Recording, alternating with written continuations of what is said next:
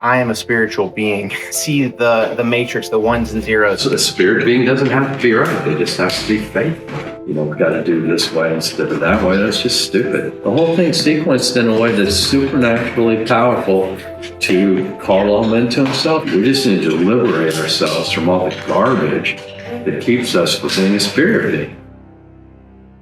You're a spirit being or you're a doer. Not the spirit being is like the thing, you don't know where it came from, where it's going. Human spirit, you know, if you're spirit being, you know, the options are open because you don't have an agenda, you don't have a goal, there's no checklist.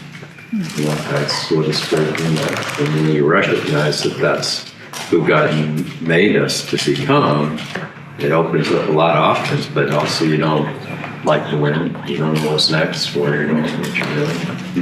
You don't know whether you succeeded or not because there's no framework that understands success versus failure. Right. I said the right thing, I didn't say the right thing. But saying the wrong thing might have been the key to changing our lives. You couldn't possibly know that. That's a spirit being doesn't have to be right. They just have to be faithful. I got to try. I got to put myself out there and let God do the rest. You know, that's the beauty of trust. The Abraham spirit, the faith of Abraham, that you're not in control. There's no metric for success or failure.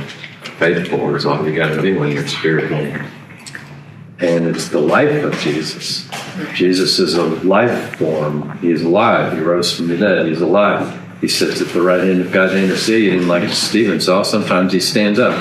He's alive, right? And it's not about ecosystem per se. Oh, I believe in ecosystem. I don't believe in system. That's so much trash. That's why I hate the world, because it's so easy to hide behind that. And the reality is, it's trusting God and calling everyone else to look at this man Jesus. Like the Martin Luther song said, there's the right man for the right time.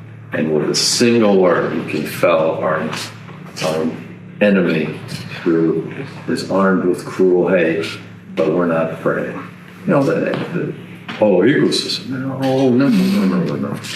You know, that's just a cover story, right? So don't get caught up or, you know, somehow bound in some, this is cool and that's not cool.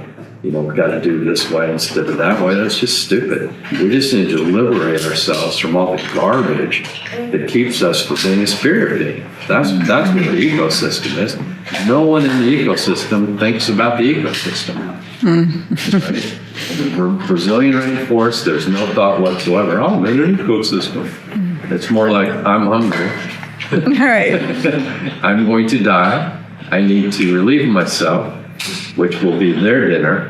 You know, the whole ecosystem is just a bunch of life that God breathed into, that this cycle and circle of life is something that he created that is basically seamless and mindless because it's given over to its creator. That's an ecosystem. It's given over to its creator. It's a bunch of spirit beings that are like the wind. You don't know where they're going, but there's power there. And it's authored by someone else. We're not in control.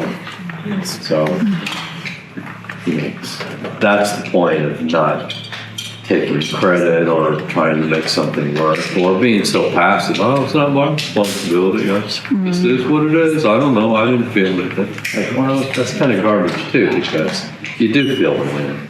And if you were ever in a place where there was no wind whatsoever, you would feel that. That's an awful thing. You know, it's like, it just feels like a vacuum. I can breathe. It must not be a vacuum. There's something wrong with this place. So that's, you know, if you're not a spirit being, that's your whole world. Existence, because you're not paying any attention to anything but yourself. No one is your own hot air. That's a bad place to live. So yeah, I would say don't be too regulated or concerned about it. Be faithful. Faithful. You know, you can fill up a whole bucket with faithful with no concern whatsoever with whether you were successful or unsuccessful, feel good, feel bad. years and years ago, I had to learn that lesson of regretting every word that I said, or regretting some phrase that I said, or wondering how that was taken, or wondering if that was effective, or occasionally even, wow, I think I said that pretty good. Mostly it was the other thing. Wow, I blew it. I'm sorry, God. I'm sorry, God. It wasn't like I was disconnected from God, but I was still all about, regret and fear and shame. And I wouldn't say ambition. Other people had that problem. That wasn't a big one of mine. It's all the same thing because it's still self, right? So better just to lay it all on the altar and raise the dagger, and God gives increase or he doesn't. That's up to him too. We don't know. I mean, what happens today? Conversation with this person that doesn't seem to go good. Well, what we didn't know is 3 weeks from now, their dog's going to die, and the day after that, they're going to be in a car crash, and they're going to remember what you said. So why try to take control of what's good and what's bad when God lives outside of time and he has the whole thing sequenced?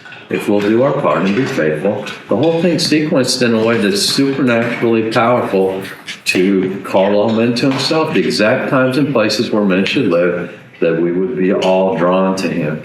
Those are all his choices, and we're just playing our little tiny part in it all. And unless we're God's, it doesn't matter what we say or what we do other than being faithful. That's the seed. That's the fertile soil that allows him to do something 3 weeks from now or 3 years from now. Yeah. He sequences those things. That's not our thing. So our job's to be faithful and just keep moving. We have this bunch of carbon, water, and